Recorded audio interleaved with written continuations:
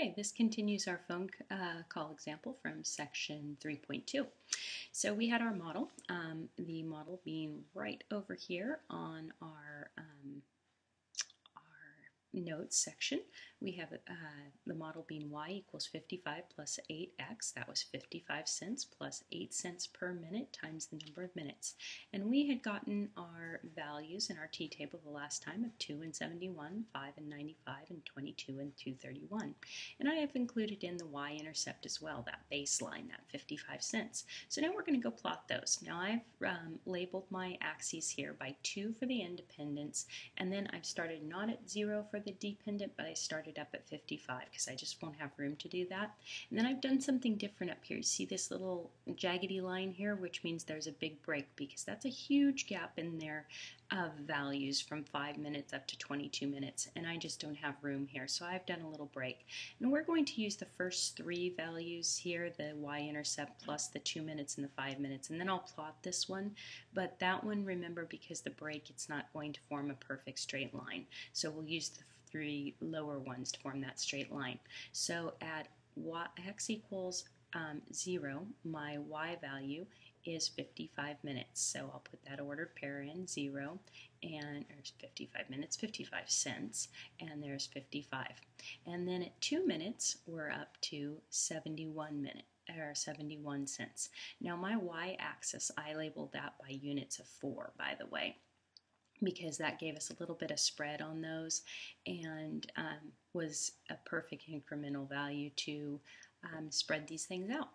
Now the next one, we have 5 minutes, so 2 and 5 is right in between here, so that 5 is between these two lines at 95.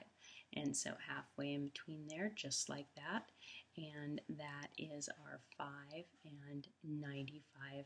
And remember, that's 5 minutes and 95 cents.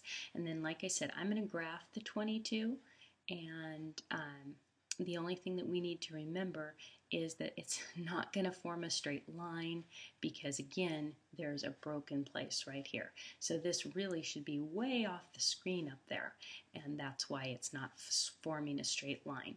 So I'll plot it up here so you see, oh yeah, that would be there. But remember, with the break, it's not going to form a straight line. I can't emphasize that one enough. And I'm just going to use these lower values to form the straight line. So I'm going to try to form a straight line here with that one right there, and then this one down here. Where is it? There it is. Right. Oops. Right there. Yep, it should be right there. So, okay, we'll go. Let's see there. Not quite. I got a straight edge, but it's really hard for me to make straight lines on there because I have to get those straight. And then remember that this is a broken place here, and that's why that this thing continues on in a weird way over here. If we had a couple more, we could, draw the straight line out here. So this part, even though it doesn't seem to line up, would, because remember, this should really be way up there like that. And so I'll break that and I'll just make it continuing on here. So this straight line model, and then we continue up, and it would continue and be that portion of the line way up there. But that's because I broke it. And anytime you have to break that line like that, that's what happens. But I wanted to show you that the model would continue on and show you a way of breaking the lines like that. So that was our model. And then we could make further predictions, right? If this was a perfect straight lines, we could say, oh, how much does it cost to make a 6-minute phone call? And we could do this, and we could follow it up here, and we'd say, oh, it's to make 6, it would be right over here. And we're not sure what that is because that, of course, is where the break is. So it's not going to give us the perfect value. Or we could come down here within the model and we could say, okay, how much does it cost to make a 3-minute phone call? And we could follow this up and we could say, well, it looks like it's going to cost us 75 cents to make a 3-minute phone call. And so we could continue on like that.